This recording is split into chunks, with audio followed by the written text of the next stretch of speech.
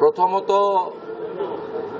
সন্দেশখালীতে ED এবং CRPF আক্রান্ত হওয়ার পরে গতকাল ন্যাশনাল ইনভেস্টিগেটিং এজেন্সি, যেটি স্বাধীনতার পরে দেশের সরকার তৈরি করেছিল, দেশের অভ্যন্তরে থাকা বা দেশের বাইরে থেকে যে সমস্ত অশুভ শক্তি ভারত মাতাকে দুর্বল করে, ভারত মাতার বিরুদ্ধে চক্রান্ত করে, তাদের বিরুদ্ধে ব্যবস্থা গ্রহণ, তদন্ত এবং চিহ্নিত করে তাদের সাজা দানের জন্য আমাদের এনআইএ অর্গানাইজেশন তার যোগ্যতা এবং তার পারদর্শিতা বারে বারে প্রমাণ করেছে।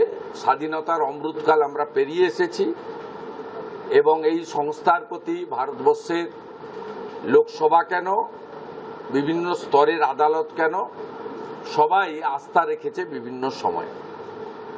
তাদের আধিকারিকরা কালকে যেভাবে আক্রান্ত হয়েছে এবং তারপরে এই রাজ্যের পুলিশ মন্ত্রী তথা মুখ্যমন্ত্রী তার চিরাচরিত স্বভাবসিদ্ধ ভঙ্গিতে এই কেন্দ্রীয় এজেন্সিকে আক্রমণ করছেন লাগাতার, গতকালও করেছেন, আজকেও পুরুলিয়া থেকে করেছেন, এটা অত্যন্ত নিন্দনীয়। মমতা বন্দ্যোপাধ্যায় আতঙ্কিত, উত্তেজিত এবং বিভ্রান্ত।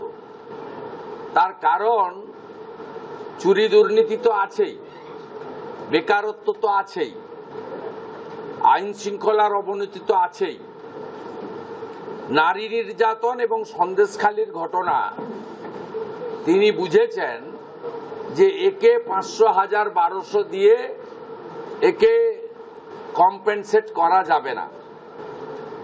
শক্তি স্বরূপা মাতৃমণ্ডলী তারা সন্দেশখালীর বদলা 19 এপ্রিল থেকে 1 জুন 7 দফাতেই নেবেন বলে বাংলার মাতৃমণ্ডলী প্রস্তুত। তাই মমতা বন্দ্যোপাধ্যায় এই ধরনের মন্তব্য করে গুন্ডাদের উৎসাহিত করছেন, শাহজাহানদের সমর্থন করছেন, আরও যাতে এই ধরনের গুন্ডামি ঘটে এবং কেন্দ্রীয় এজেন্সি এবং কেন্দ্রীয় সুরক্ষা বল যারা ইলেকশন কমিশনের তত্ত্বাবধানে নির্বাচন করবেন তারা যাতে আক্রান্ত হন।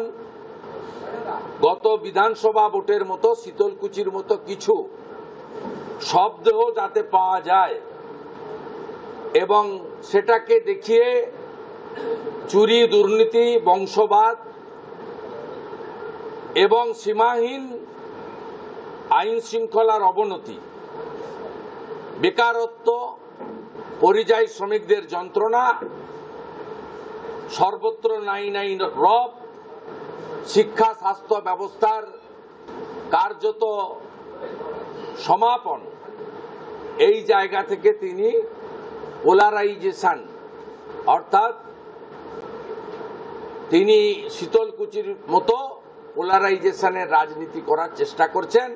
আর সন্দেশখালীকে তিনি এই নির্বাচনের যে জ্বলন্ত একটি ইস্যু সেখান থেকে ভোটারদেরকে বা রাজনৈতিক দলগুলোকে সরিয়ে দেওয়ার চেষ্টা করছে।